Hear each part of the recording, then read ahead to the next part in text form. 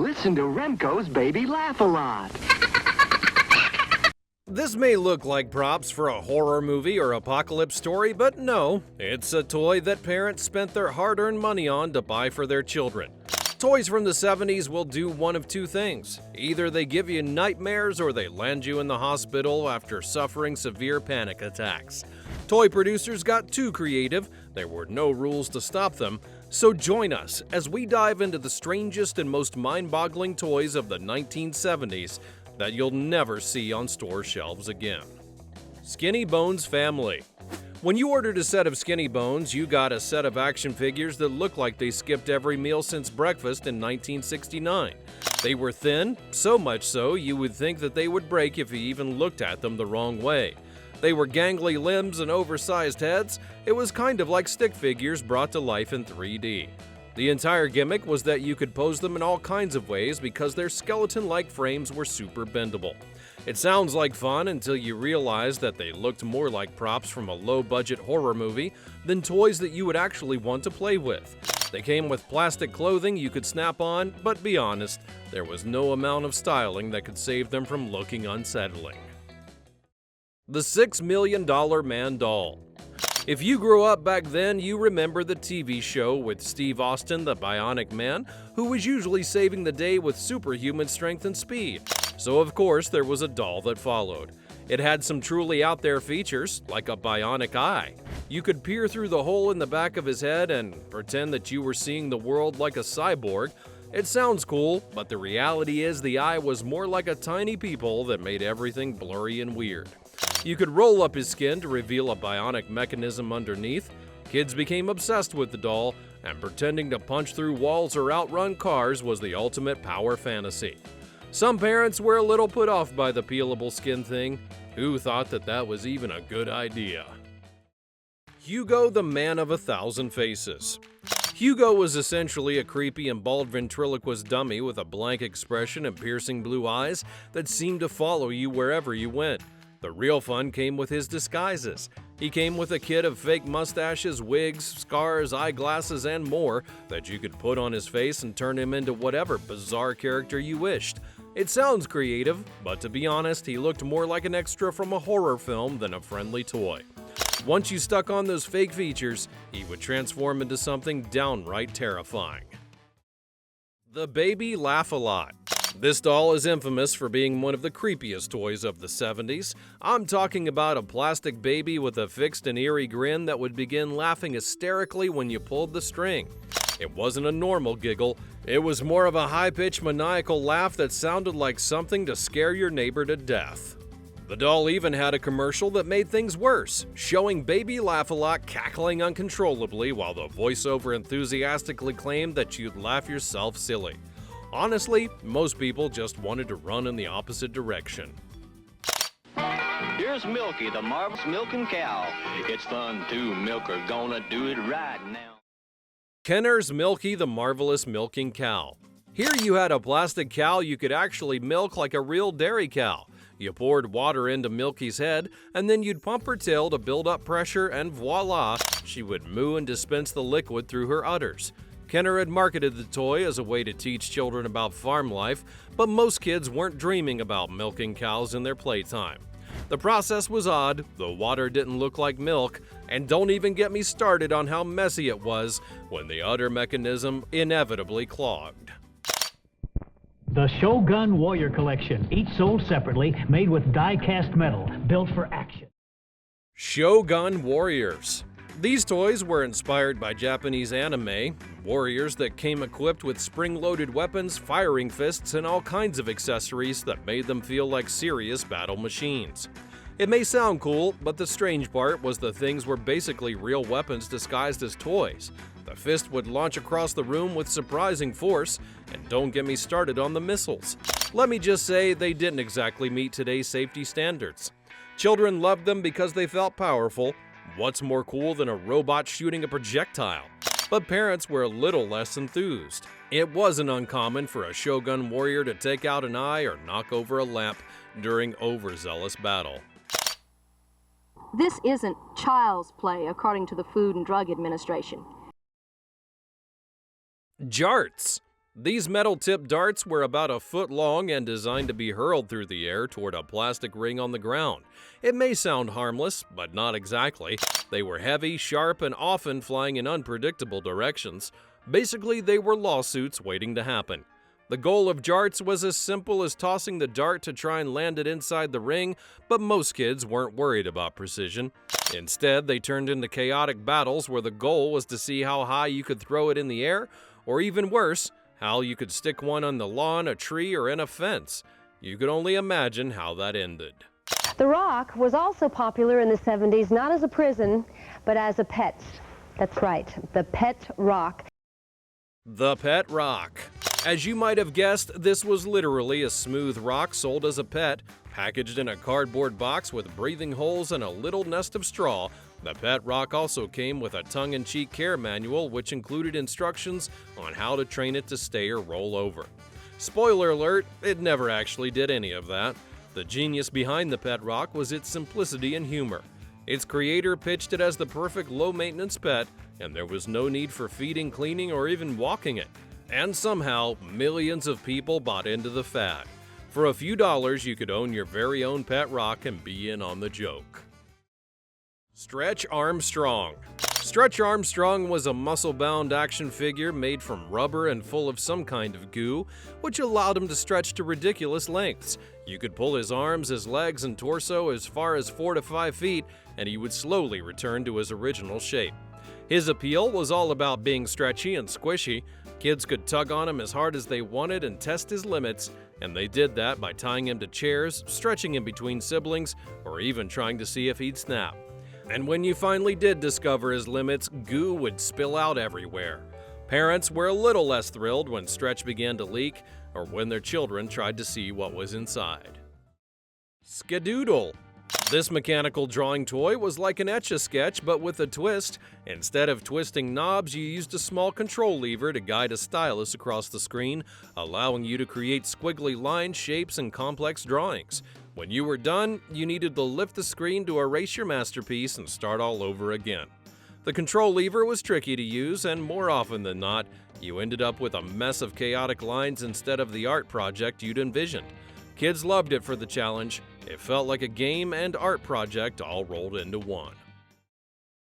Shrinky dinks. These were thin sheets of plastic that allowed kids to draw, cut, and bake in the oven, and once you heated them up, the plastic would shrink down to a fraction of its original size while thickening into a solid and colorful trinket. It was like science and art colliding in the most fascinating of ways. Kids loved Shrinky dinks because they felt like tiny inventors who were able to turn their doodles into something permanent. Parents, on the other hand, had mixed feelings.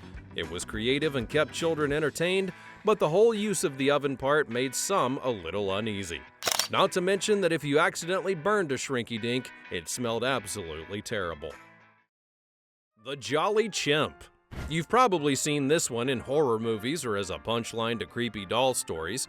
Jolly Chimp was a mechanical monkey that had bulging eyes, a toothy grin, and slamming cymbals in his hands. And when you turned him on, he would clash those cymbals together, nod his head, and sometimes let out a high-pitched squeal.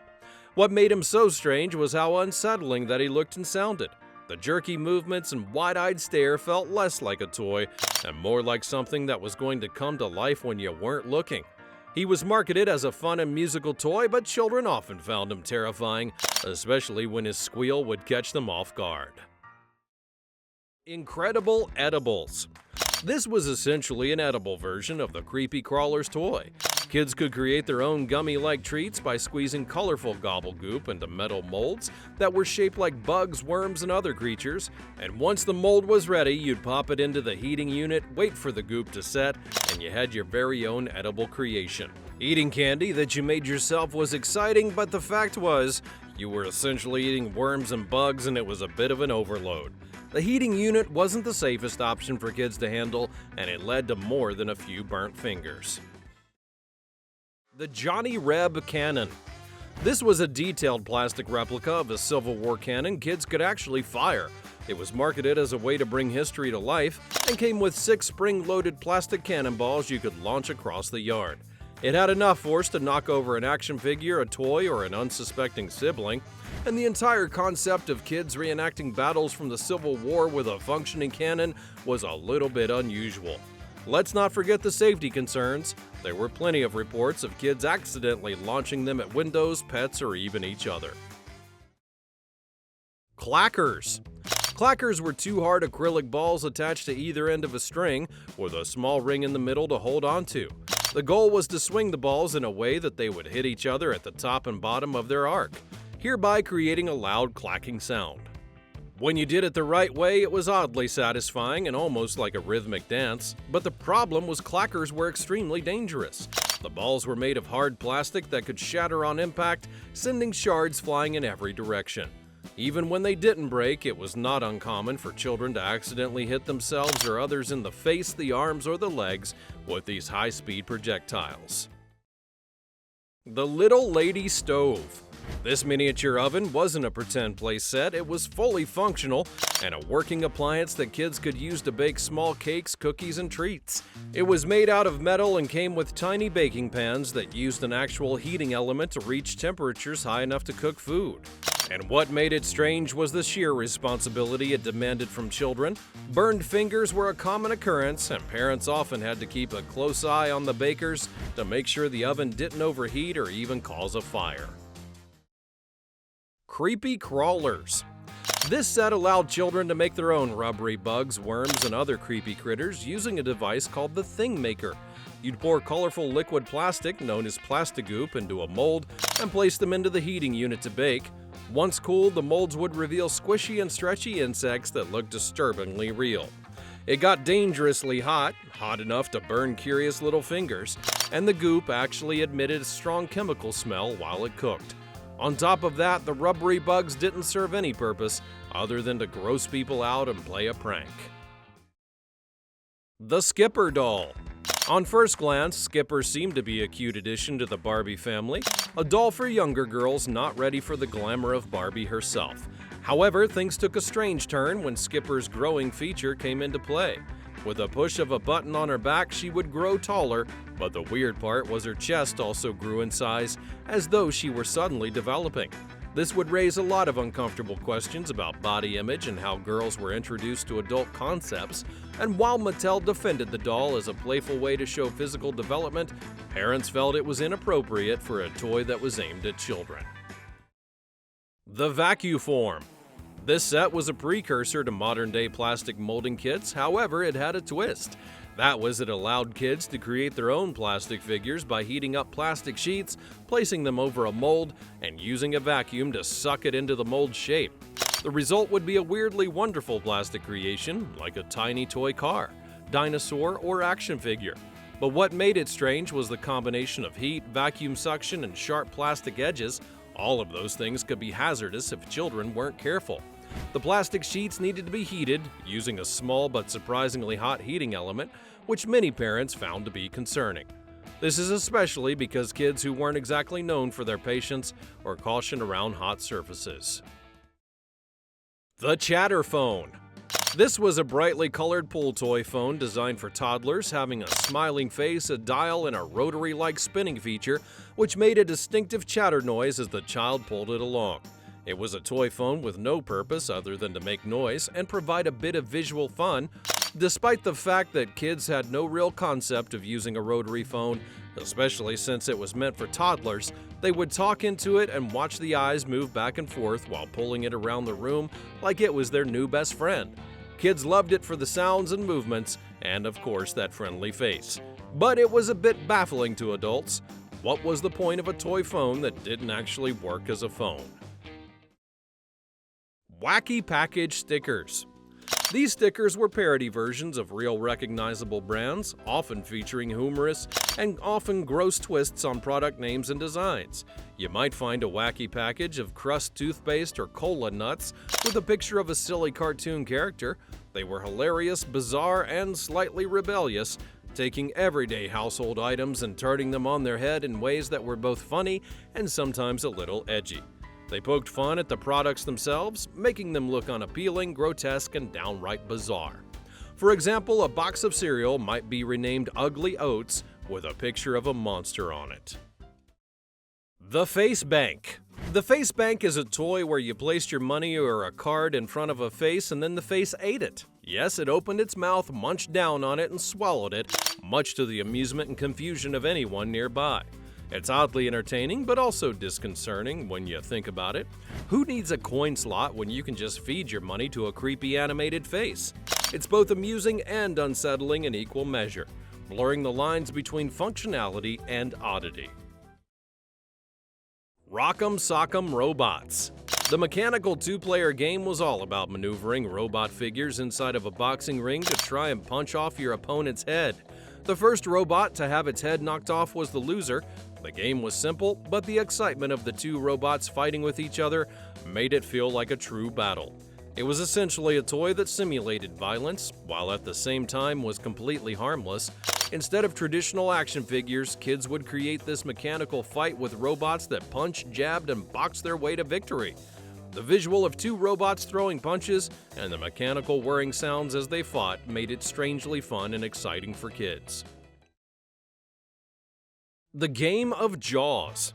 The Game of Jaws was inspired by the blockbuster movie Jaws, a wild ride where players would attempt to avoid the snapping jaws of a giant plastic shark as they took turns picking up colorful fish with a fishing pole. The shark's mouth would randomly snap shut, and if your fishing pole got caught, well, you were out. It took the intense and terrifying movie about the killer shark and turned it into a children's game. Instead of suspenseful thriller, kids were tasked with playing a lighthearted game of fishing with a giant plastic shark, and its concept was fun and nerve-wracking, especially when jaws snapped down unexpectedly. Mr. Mouth. In Mr. Mouth, players took turns tossing a plastic disc into the open mouth of a hungry spinning frog. Its mouth would snap shut unpredictably, and if your disc got caught, you would earn a point. The goal was to get as many into the mouth as possible without triggering the snap. What made Mr. Mouth strange was his erratic behavior and the fact you were tossing objects into a frog's mouth. The game's design was colorful and fun, but the unpredictable motion of the frog's mouth made it nerve-wracking, especially when you were only inches from getting your disc swallowed. Hoppity Hop. This was essentially a giant rubber ball with handles designed for kids to sit on and bounce around like a kangaroo. The sight of kids all over the neighborhood hopping around, trying and often failing to stay balanced on these oversized wobbly balls was something to behold. Unlike today's more controlled exercise balls, the Hoppity Hop was a bit unruly, and kids would easily find themselves tumbling off with a loud thud. They loved the Hoppity Hop because it was different and offered a new active way to play outside. It didn't require batteries, screens, or any fancy technology, so it was pure physical fun. Parents were often concerned about the safety of the wild rides. The hard rubber surface and lack of any real stability would lead to some rough landings. The Zigzag Zoomer. This was a small motorized car that had a mind of its own, designed to zip around in random and unpredictable patterns, much to the confusion and delight of children. Instead of steering, you simply set it on the floor and watched as it raced around in every direction, crashing into walls, furniture, or anything else within its path. Unlike most toy cars, which kids could direct or control with a remote, the Zoomer had a mind of its own and followed a completely erratic pattern. It was more of a chaotic experience than a traditional game, with the car often bouncing and veering off in unexpected ways. The Pogo Ball. This was a combination of a small rubber ball and plastic platform, designed to allow kids to ride the ball while standing on the platform. Essentially, it was a cross between a pogo stick and a balancing board. You'd step onto the plastic ring, place the ball beneath your feet, and attempt to bounce and balance, all while trying to avoid a wipeout. Unlike other toys, which simply required pushing, pulling, and clicking, the pogo ball demanded a level of coordination and balance that most children just didn't possess. You'd quickly find yourself tumbling off the ball, landing with a loud thud, and it wasn't uncommon to see children wobbling back and forth trying to stay upright, only to fall over moments later. The Knop. If you ever heard of it, the Knop was a competitive game that resembled a combination of soccer and pinball. It had two large colorful plastic goals on either side, each with a grid that was full of holes. Players would use knobs to launch small balls into each other's goal while trying to block the incoming from their own side. The goal was simple, you just got the most balls into your opponent's grid. The action was fast-paced and chaotic, with the balls bouncing around in unpredictable ways as players frantically tried to control them. It was a game that didn't allow for normal structures of typical board games. There were no dice or cards or boards, but instead it was all about speed, coordination, and a little bit of luck. Which amazing toys from back in the day have you heard about before? If you like this video, be sure to leave a like on it, subscribe to the channel, and turn on your notifications so that you never miss another great video like this one in the future. Thanks for watching, and I'll see you next time.